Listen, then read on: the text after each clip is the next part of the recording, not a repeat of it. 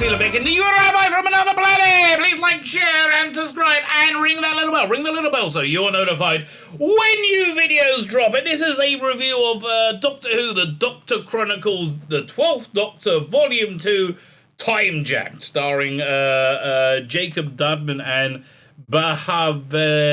Vishna Palmer, right? I haven't listened to this, okay? This is not one I've listened to. I wasn't going to review this. I wasn't going to buy this, which is actually the point of this video right now. However, somebody in my comments left an incredibly good review of it, which I'm going to share with you right now, which confirms every reason why I did not buy this release. Like, every reason whatsoever I didn't buy it. It's also a very good review. If you ever read the comments on my videos, check out a guy called Dave Mullen. He does long comments, and they're always very, very clever and well thought out. They're like, do you remember when you used to read, like, you know, sci-fi magazines and it had good, interesting articles? Remember those crazy days of yore when things like that would happen?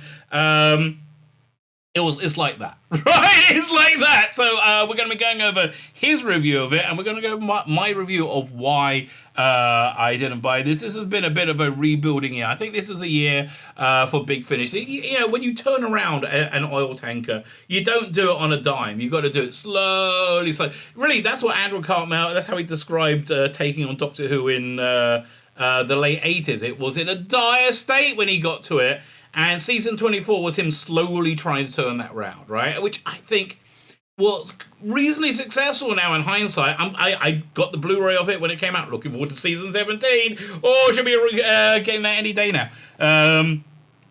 You know, it made, even though season 24 there's a lot of stuff in it that was absolutely awful, there's also a lot of stuff that I think that actually worked pretty well. Now I see the direction they were going in. Anyway, I digress. Like, share, subscribe, comment. All these things are good things. Thank you very much. I am very appreciative of everybody subscribing. Thank you. Fine, so let's have a look at this release, Timejacked. So why did I decide not to get this release? Several reasons. Firstly, you got Jacob Dudman, who I think is excellent playing the 10th Doctor. Pretty good playing the 11th Doctor too. Actually, he's better at the 11th Doctor than the 10th Doctor. And I think he's a good performer. Right? I think his book on tapes he's done in his own voice, I think are excellent, absolutely excellent. He did the first volume of the 12th Doctor Chronicles, which again, I generally speaking quite like. Now, the one big difference between that and this release is that he was the narrator doing a performance of Capaldi's Doctor as part of, like, narrating it. Here, it's more a full cast drama with him playing Capaldi, and he just can't do it. I mean, really, it's really ridiculous. I mean, look, Capaldi is probably one of the greatest living English actors. Listen, the guy who they got playing John Hurt is absolutely excellent. Yes, this one really didn't work. Plus, I see there is a non-white male on the cover holding a sci-fi gun. You know, the trope I am most bored with in science fiction, and I am so insanely bored with it, especially in Big Finish, is the kick-ass, very masculine female character who's always a lesbian.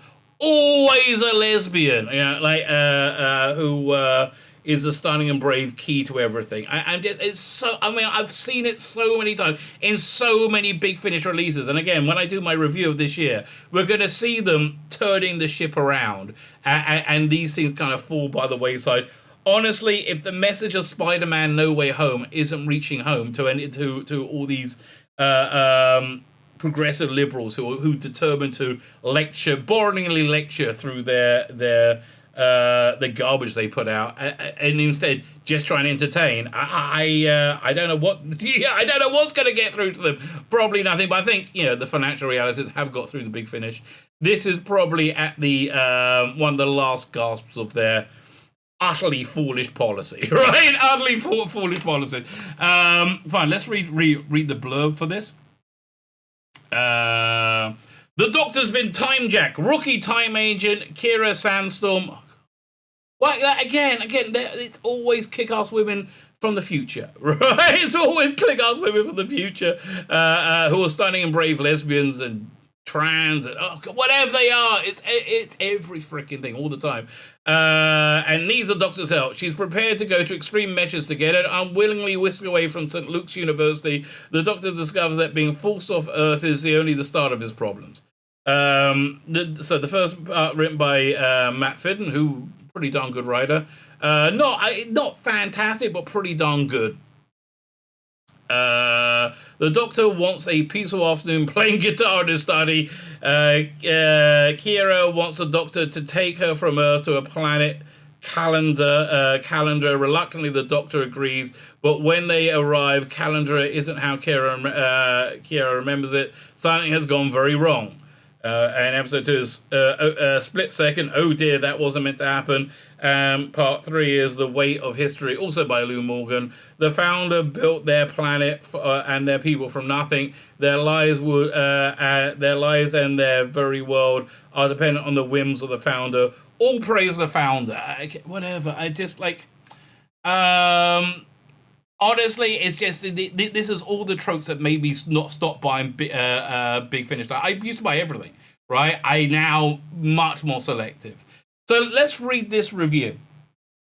So it starts off by going, these are some of the thoughts on the Ninth Doctor release. Oh yeah, this is where he commented. It was on the Ninth Doctor release review.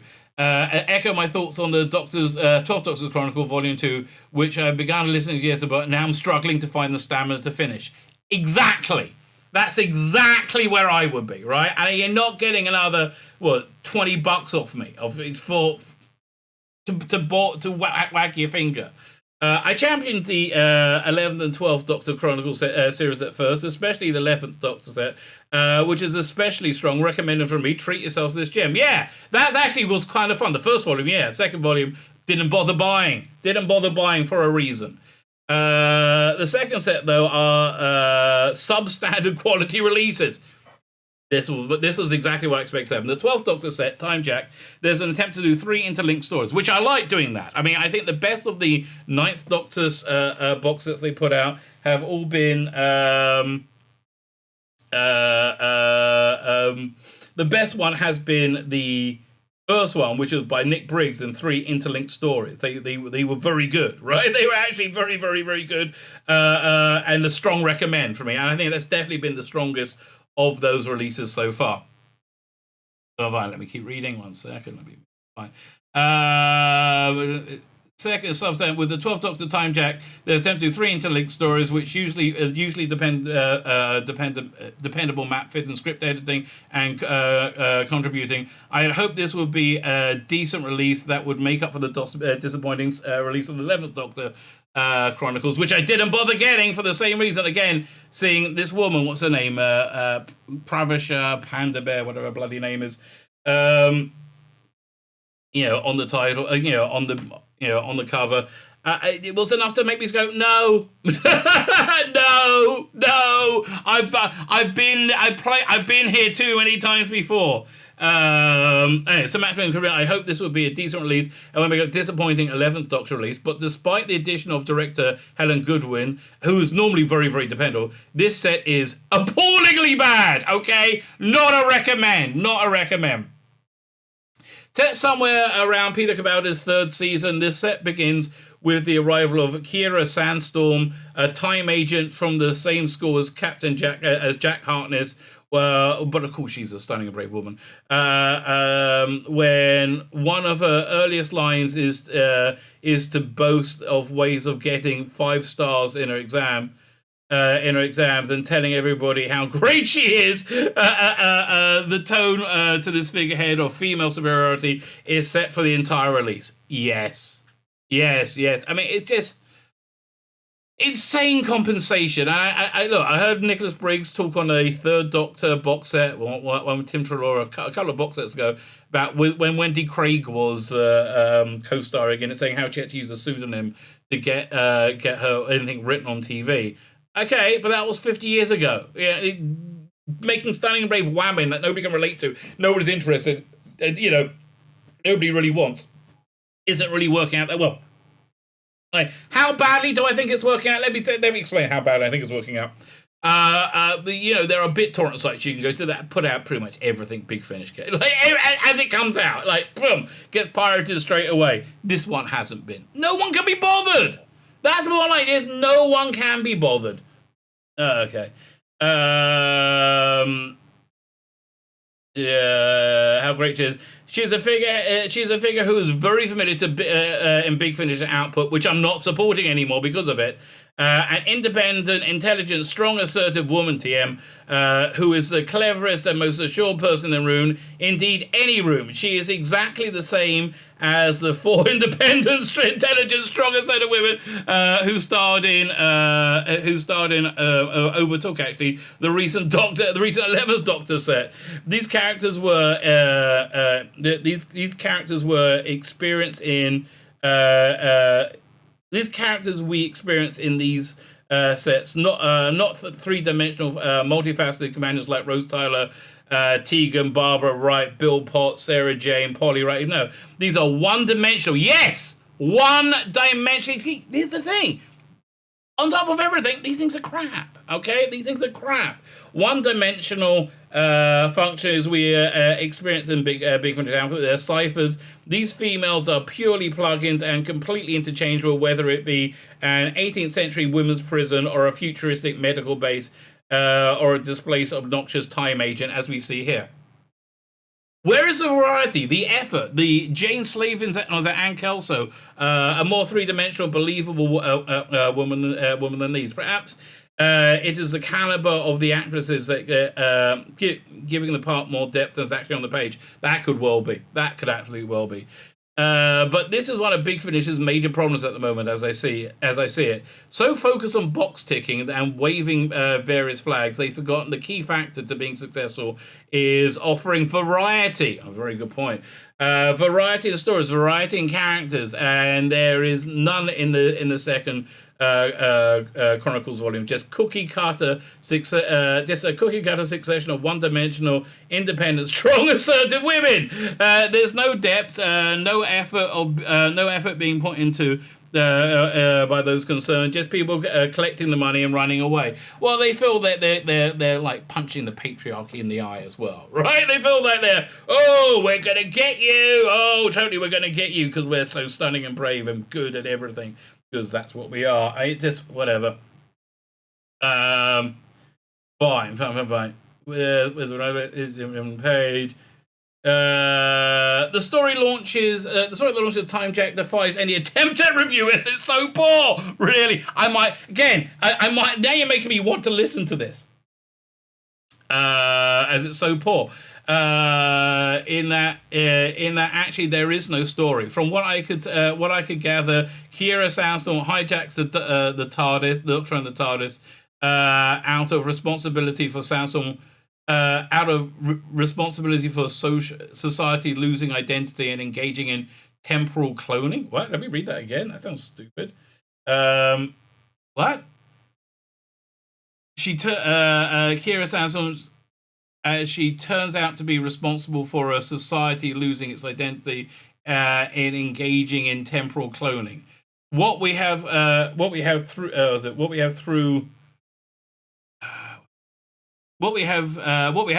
is a confused first draft of an idea.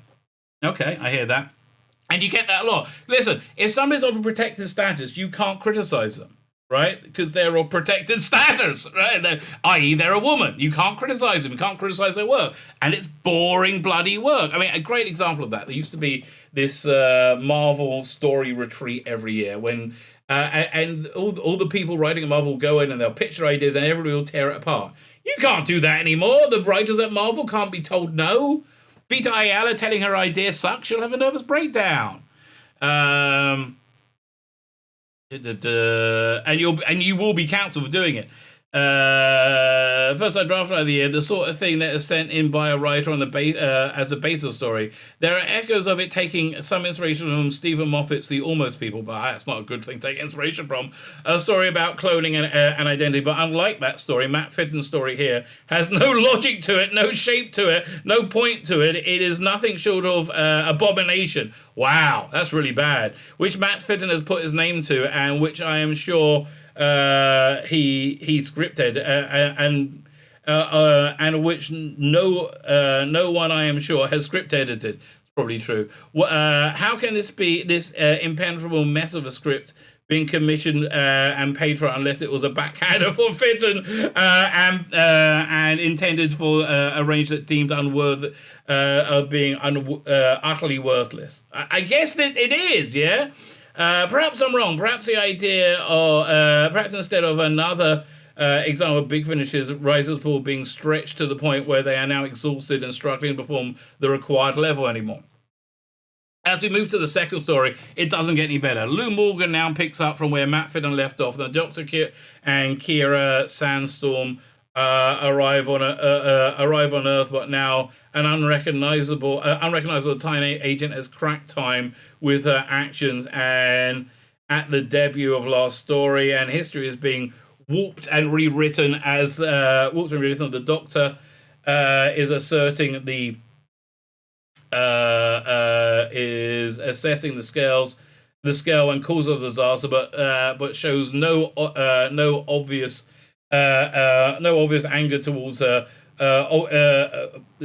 Shows no anger at her obvious dangerous recklessness or wicked indifference to what she has twice set in motion. The disaster is now taking over Earth. Is the time agent Kira Sandstorm's blundering ineptitude. They always do that. They always make these stunning and brave kick-ass women from the future who screw up and do terrible things, right? They always do that. It's the strangest thing. But as 10 minutes pass into the story, the Doctor reveals his findings in the TARDIS. She shows no sign of being understandably taken back by a reckless action. There is no shame, no fear, no apologies. Is this the actor's thought? The obnoxious character might have been a deliberate creation. No, they thought she was stunning and brave. It wasn't. Yeah. But the delivery of it makes me think otherwise. Here's Big's finish. Independent, intelligent, strong, assertive woman. TM. A conceptual archetype character and a story plugin, paper thin creation that apologizes for nothing, feels no shame, demonstrates no reflection whatsoever, absolutely no guilt for her actions, shortcoming, and certainly no humility. Not like Rose Tyler, Tegan, Barbara Wright, Bill Bottom. Yeah, exactly. What we have here instead is a monster courtesy of Big Finish, a sociopath, not an independent, intelligent, assertive, but a monster. And that's what they always turn out to be. But wearing Big Finish don't see any of this. They think it's wonderful as and of course it ticks all the right boxes. Apart from sales, it would be my guess, right? Apart from sales, I think this one has been a bit of a dog because people are just sick. Again, Spider-Man No Way Home. People just want to be freaking entertained. That's it. We don't want to hear about your views on life because, quite frankly, most of you are morons, right? Most of you are morons who have either said, oh, we hate racism while supporting the biggest racist in British politics in 100 years, which would be Jeremy Corbyn.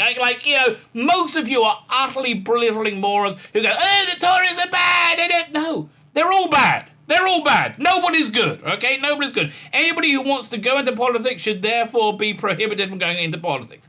That should really be the only understanding that we have, because that will be the correct understanding. My name is Tzvi Lebetkin, the Rabbi from another planet. Please like, share, and subscribe, and ring the little bell. Ring the little bell so you're notified when new videos drop.